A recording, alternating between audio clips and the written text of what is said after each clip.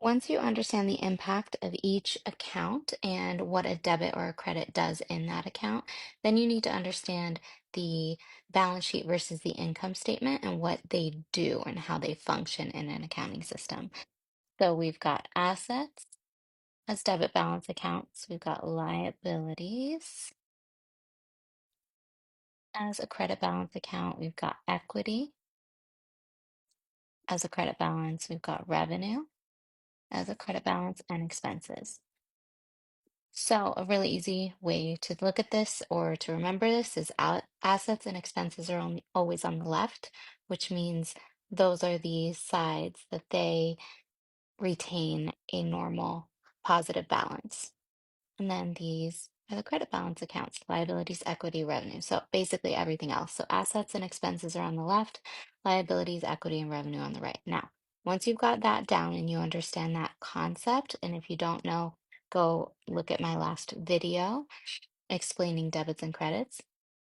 But once you have that down, you're going to basically split up the balance sheet and the income statement,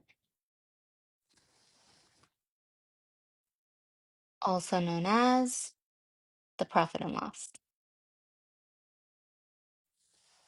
Okay. So once you know, okay, assets, liabilities, and equities are all on the balance sheet, and expenses and revenue are on the income statement or the P&L, then you need to understand what the two financial statements do. The income statement or the profit and loss is the statement that starts over every single month. So you basically run it for a month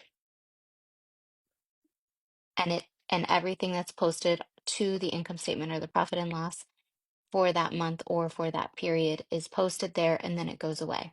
Functionality wise, it goes away as in it clears to retained earnings in the equity section or net income, depending on what period you're pulling. Now, the balance sheet operates differently. The balance sheet, you got to look at it as like a running balance, okay? AKA balance sheet. So these accounts never go away. If there's a balance that hit that account, it stays there forever unless you clear it out with some other transaction.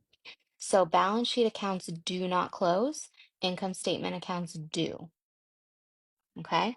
Now, income statement accounts, it's not a entry every single month anymore. It's an automation that happens behind the scenes. You don't see it. You don't have to make an entry in current accounting systems.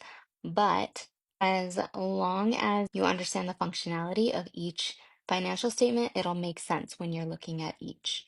So whenever you add something or take something away on the income statement, it's going to affect the equity section. It's going to adjust the net income or the retained earnings. If it's the current year, it's going to be net income. If it's a prior year, it's going to be retained earnings. If you want to know more, check out the Bookkeeping Mastery course on bookkeepertesting.com.